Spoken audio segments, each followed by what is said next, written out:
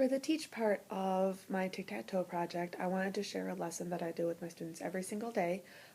It's part of our morning meeting, and when it comes to math, I try to hit all points up for my students, so trying to get my lowest, my mids, and my highs.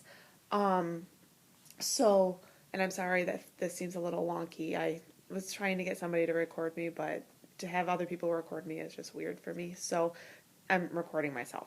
Um, anyway, what I do is we do a line graph of the weather each day. As you can see, there's not much on here because it's still the beginning of October. But we do a line graph to chart our weather here in Warren, Michigan, which is where our school's at, and then also for our state that we travel to, because we do a state lesson, and that runs about at 10 weeks. So for this section, we're learning about Pennsylvania. So you'll see that there's Michigan is green and the Pennsylvania is blue.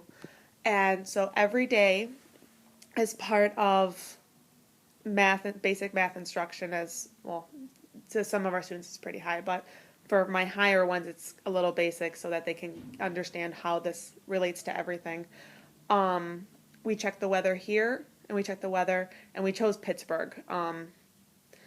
It's a funny story, we forgot that Harrisburg is actually the capital of Pennsylvania, and so we just picked Pittsburgh, as just because we all know Pittsburgh. We all know Pittsburgh, and we all know Philadelphia.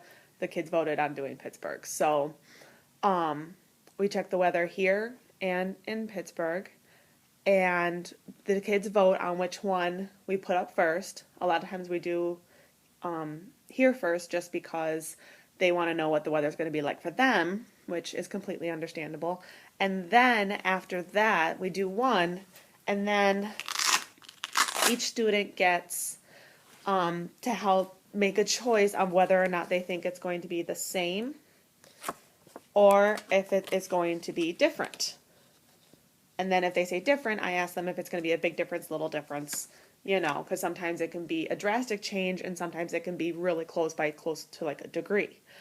So then we do the other location's weather, and we do a little, if I can get this lined up right, we do a comparison.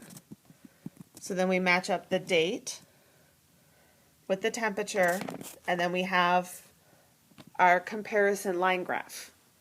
So that is helping my students have a visual of how the weather changes, because sometimes I tell them it looks like a heart monitor with going up and down, especially in Michigan when we have, such drastic weather changes.